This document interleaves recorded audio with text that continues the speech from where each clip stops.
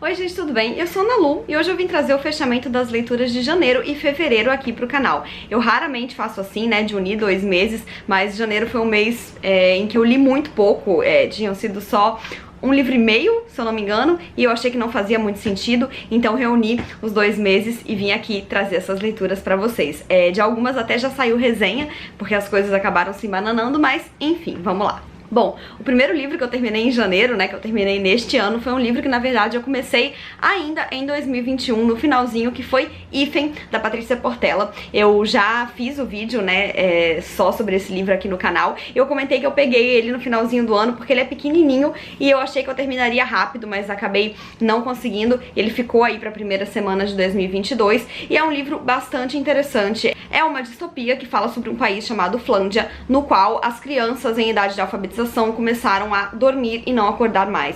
Então é uma doença muito esquisita, porque as crianças começam a dormir, não acordam, mas os sinais vitais continuam meio que perfeitos e ninguém sabe direito o que aconteceu, se essas crianças um dia vão acordar, como prevenir que outras crianças peguem, enfim. E o livro, ele tem uma construção bastante diferente, ele é narrado de 3 formas. A gente tem inclusive um robô androide que atua como enfermeira num hospital em que várias crianças estão sendo internadas, já que esse país passa por um período de modernização em que as forças de trabalho humanas estão sendo cada vez mais substituídas por robôs. A gente tem o diário da mãe de uma criança que vai passar por essa doença. Então, enfim, é um livro bastante diferente. Eu gostei muito de entrar em contato pela primeira vez com a obra da Patrícia Portela por meio dele e tô bem curiosa para conferir outros livros dessa autora portuguesa que estão sendo trazidos pro Brasil pela editora Dublinense.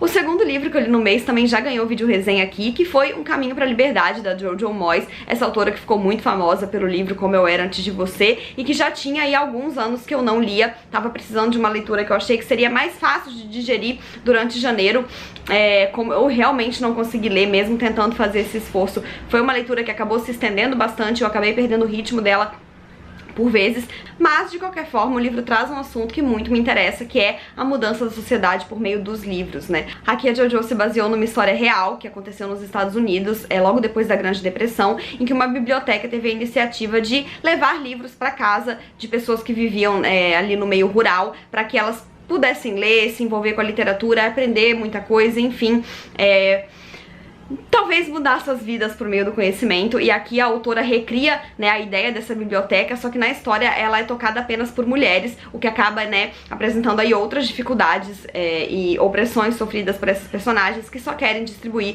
conhecimento, a informação e por meio disso salvar não só a vida de quem recebe os livros, mas a delas mesmas. É um livro interessante sim, mas que acabou ficando fora de ritmo pra mim, mais por culpa minha do que por culpa do livro. No vídeo eu falo mais sobre a história.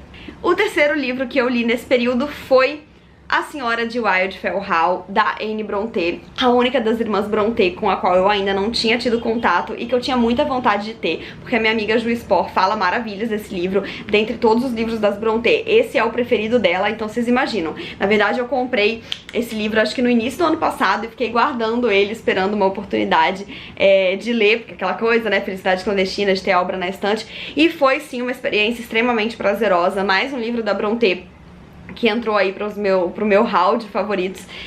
Nesse livro a gente tem a história da Helen Graham, que é uma moça muito misteriosa que se muda ali pra vizinhança em que o narrador do livro tá contando a história, né? Ele cresceu e mora ali desde sempre, e chega então essa moça pra morar sozinha num casarão que tava abandonado há muitos anos. Ele rapidamente fica obcecado por ela e quer entender o que ela tá fazendo ali, qual é o seu histórico. Ela tem um filho de 5 anos, mas ela está sozinha nessa casa. A princípio todos acreditam que ela seja viúva e começam então a querer fuxicar a vida dela de qualquer maneira pra descobrir o que ela tanto esconde e, enfim, quem ela é e de onde ela veio. Eu acho que a Anne coloca muita força nesse livro, principalmente através dos diálogos e do que a Helen tem a dizer, e faz muito a gente pensar.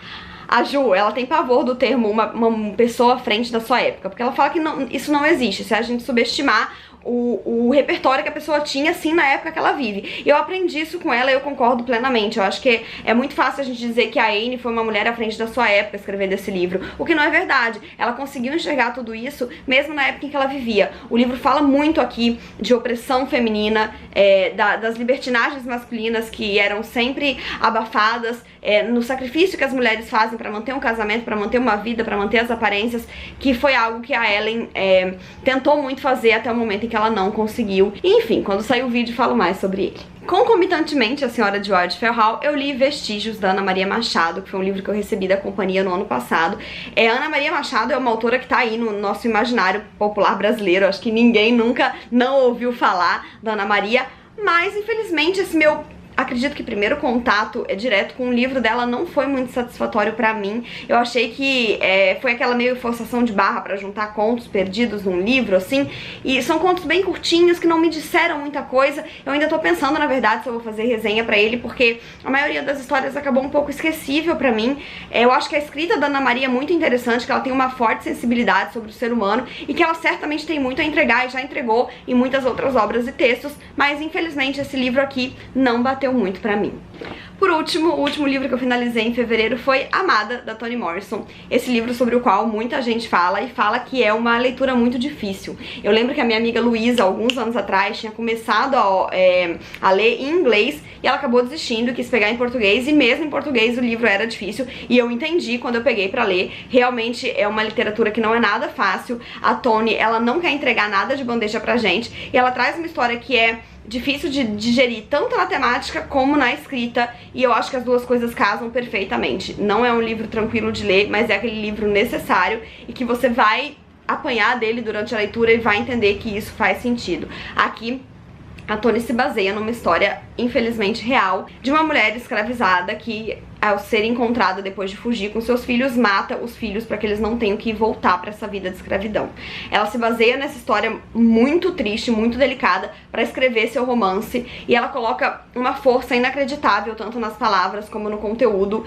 Realmente é uma história que é extremamente complicada e que poucos autores abordariam com tanto respeito como a Toni conseguiu fazer aqui. Enfim, já tô até com medo do momento de estruturar o conteúdo sobre esse livro pra gravar, porque ele é realmente cheio de camadas e é muito complicado falar sobre ele e ter certeza de que você tá falando a coisa certa e de que você não tá, enfim, deixando a desejar. Acho que a gente sempre vai deixar a desejar ao falar de obras tão cheias de camadas como tem Amada. E então é isso, essas foram minhas leituras de janeiro e fevereiro. Comentem aqui embaixo os livros que vocês leram no mês, se vocês já leram algum desses que eu citei, se vocês gostaram. Enfim, a troca nos comentários é a melhor parte. Não se esqueçam de se inscrever no canal se ainda não forem inscritos, deixarem um joinha se curtiram, porque isso ajuda muito o canal a crescer. Um beijo e até a próxima. Tchau!